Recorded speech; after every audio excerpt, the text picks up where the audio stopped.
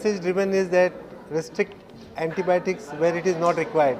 जिधर एंटीबायोटिक का ज़रूरत नहीं, लाइक वायरल इन्फेक्शंस है या डेंगी है, उधर जिधर चिकनगुनिया है, जो वायरल इन्फेक्शंस है जिधर एंटीबायोटिक का ज़रूरत नहीं उसको उधर नहीं यूज़ करने का, और जिधर ज़रूरत है उसको भी रैशनलाइज करके जो प्रोटोकॉल है, जो गाइडलाइंस है, उसको फॉलो करके यूज़ करना है. That is very important.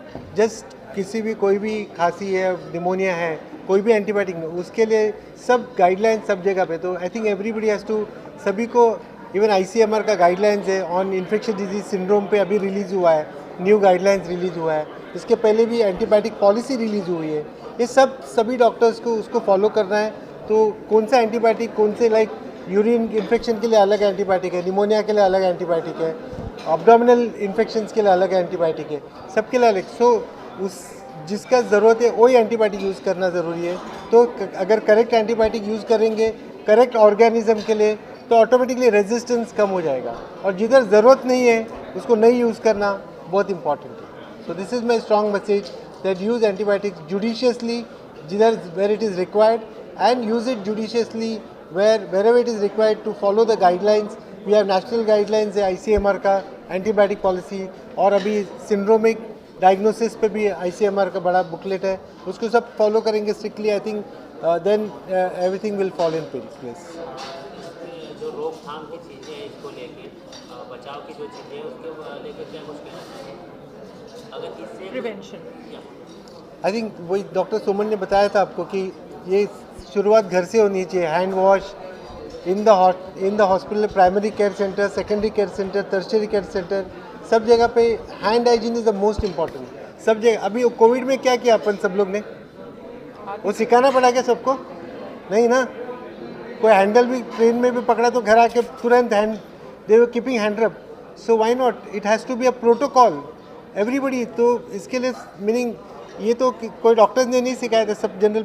So it is a general infection control policy should start from home and of course to reach the tertiary.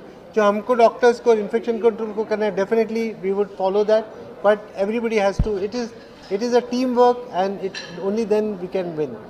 India में सेल्फ मेडिकेशन का भी बहुत प्रॉब्लम है.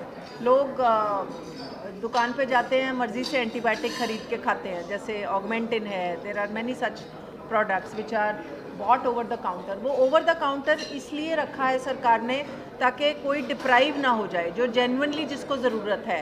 So over the counter ban करना is not an answer for this. But लोगों को self medication नहीं करना है. फैमिली में किसी को बीमार हुआ, दवाई दी डॉक्टर ने, वो खुद अपने आप से नहीं खानी है. फ्रेंड पे अगर किसी एंटीबायोटिक प्रिस्क्राइब हुई थी किसी डॉक्टर से, तो वो अपने आप खरीद के नहीं खानी है. सो ये रिस्पॉन्सिबल बिहेवियर दोनों तरफ रिक्वायर्ड है. पेशेंट बहुत बार जाके डिमांड करता है डॉक्टर को कि मुझे एंटीबायोटिक दे दो. I have seen retail chemist के शॉप पे लोग जाके बोलते हैं कोई ठीक ठाक करने वाली एंटीबायोटिक दे दो. मैं बहुत क्यूरियस थी कि अब ये रिटेल केमिस्ट क्या जवाब देगा इसको. उसने बोला नहीं, ऐसी कोई एंटीबायोटिक नहीं आती. उसने तो बोल दिया, पर कितने सारे ऐसे भी होंगे जो पकड़ा देते हैं. नॉरफ्लॉक्स की गोली पकड़ाई अगर पेट ख़राब है, या ऑगमेंटिन की गोली पकड़ाई. नॉरफ्लॉक्सासिन बहुत मिसयूज़ हुई है डायरिया में पिछले बहुत सालों तक, और अब वो डायरिया के लिए इफ़ेक्टिव नहीं है. ऐसे अगर हम मिसयूज़ करते रहेंगे हम दवाइयों को खोते जाएंगे.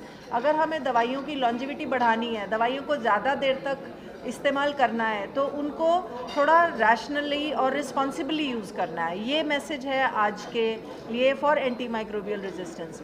और जहाँ वैक्सीन की ज़रूरत है वैक्सीन लगवाओ. हर साल फ्लू फैलता है, फ्लू के चक्कर में इतना एंटीबायोटिक यूज़ होता है बिकॉज पता ही नहीं चलता वायरल है या बैक्टीरियल है.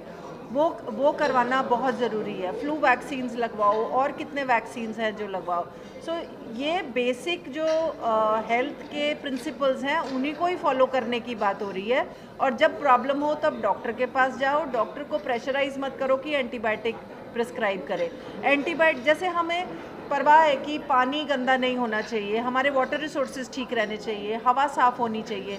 एंटीबायोटिक का भी लिमिटेड रिसोर्स है, बनते ही नहीं जाएंगे. पिछले 20 साल से कोई नया एंटीबायोटिक नहीं आया है.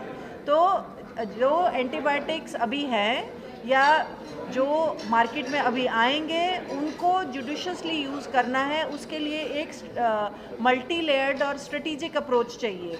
कम्युनिटी पे मिसयूज़ नहीं हो, डॉक्टर्स रिस्पॉन्सिबली प्रिस्क्राइब करें, हॉस्पिटल्स भी रिस्पॉन्सिबली एंटीबायोटिक को यूज़ करें जो उनके हॉस्पिटल फार्मूलरी में है, और जो antibiotics which are meant for treating very serious infections उनको और भी सोने चांदी की तरह प्रिजर्व करना है या ट्रीट करना है। लाइक सिंपल सर्दी खांसी जो होती है, more than 90% it is viral. मैं आप लोग को पूछना चाहता, आप लोग कितनी बार एजिथ्राल ले लिया ओवर द काउंटर? 3 दिन के लिए ले रहे हैं ना आप लोग, सभी लोग ले रहे हैं। फिर यही इसको रोकना है कि जस्ट अपना खुद से काउंटर पे नहीं लेके जाके ले रहे हैं। दूसरा है कि spitting is on the road so common, ये किसका है?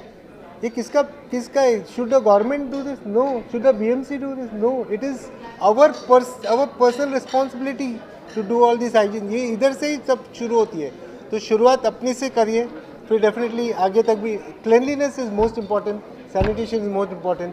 I think that is the crux to the infection control practices. Thank you so much.